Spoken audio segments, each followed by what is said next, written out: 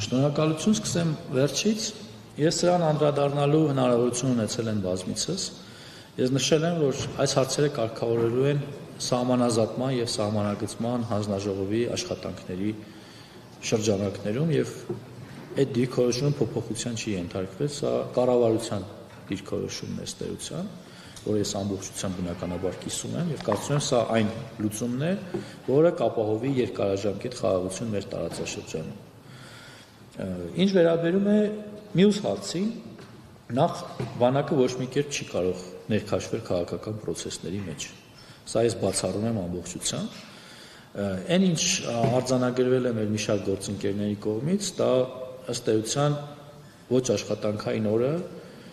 ոչ քաղաքական միջոցառման մարդու ցանկության մասնակցությունն է։ Անկեղծ լինեմ, եթե ես սա խրախուսի, դուք պատկերացնում եք պաշտպանության նախարարը խրախուսի, որ զինված ուժերը ինչ-որ բանի մասնակցություն են։ Այսինքն այդ ժամանակ դուք 1, 2, 3 հոգու կարձանագրեք, թե կարձանագրեք հազարավոր եւ տասնյակ հազարավոր մարդկանց։ Նկատի ունեմ մտնել մի շահարկման մեջ, որը իրականության հետ ոչ մի աղերս չունի, կարծում եմ ճիշտ չի։ Ես պաշտոնապես հերքում եմ զինված ուժերի մասնակցությունը որևէ քաղաքական ակցիայի։ Ինչ վերաբերում է ձեր կողմից նշած ինստիտուտի կողմից ինչ-որ որոշումներ ընդունելուն, ես նախ նման ինստիտուտ չեմ ճանաչում եւ բացառում եմ, որ Հայաստանի Հանրապետությունում օրինական կառավարությունից զատ որևէ այլ մարմին կարող է լինել ու գործել։ Ինչ-որ մտածածին առ ոչինչ, գուցե վիրտուալ մարդիկ իրենց վիրտուալ որոշումներով լցնում են դաշտը, համացանցը, դուք էլ օգնում եք, որ դրանք տարածվեն։ Նախ կարծում եմ, որ Կարեն Շաքարյանն այն մարդն է, ում հետ ծառայած տարբեր շրջանում զինծառայողներ վստահաբար կարող են ասել, որ Շաքարյանը մշտապես ծառայել է Հայաստանի Հանրապետությանը եւ արժանացել է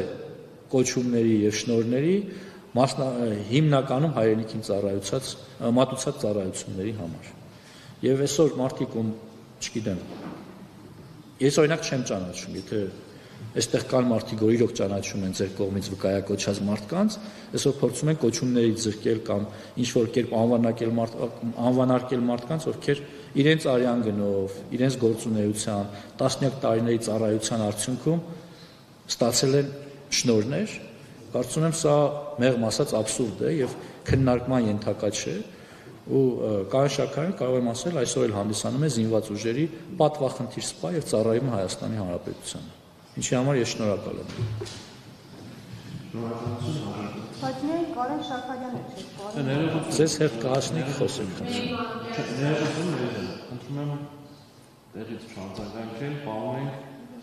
այն աշխատակարգը, որը սահմանել ենք ի սկզբանե։ Շնորհակալություն։